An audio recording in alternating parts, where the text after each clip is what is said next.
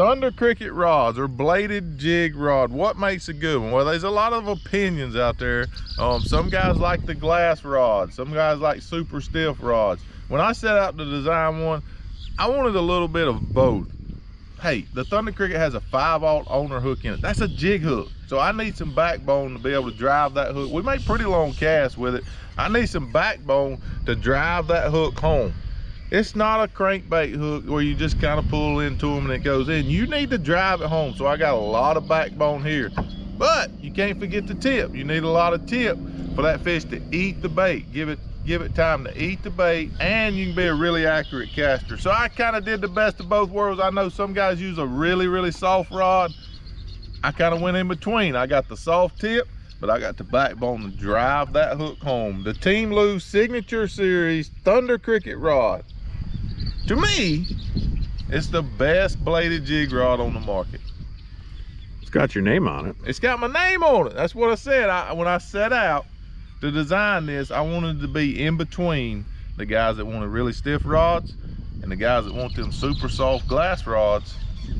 I thought in the middle, I just feel strongly that in the middle is the best rod, and that's what this is. That's kind of in between them two rods. It's the best of both worlds.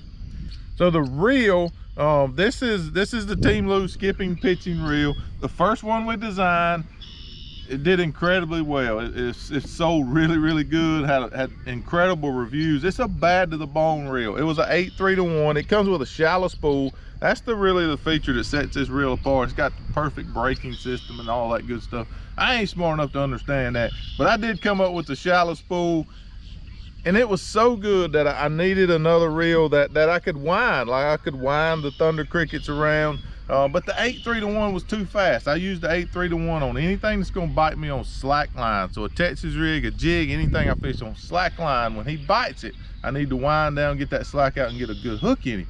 But if I'm winding a spinnerbait, a Thunder cricket, a swim bait, I want a little slower reel. That 8-3-1 is too fast, too much torque.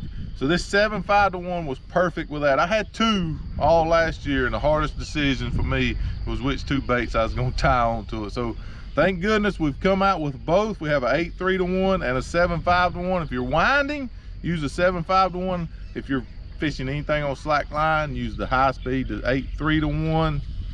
It's the best target casting reel I've ever put in my hand. Target casting, you ain't got to be skipping, but if you're fishing around the bank, there's something about this shallow spool and the way this reel is designed that just sets it apart.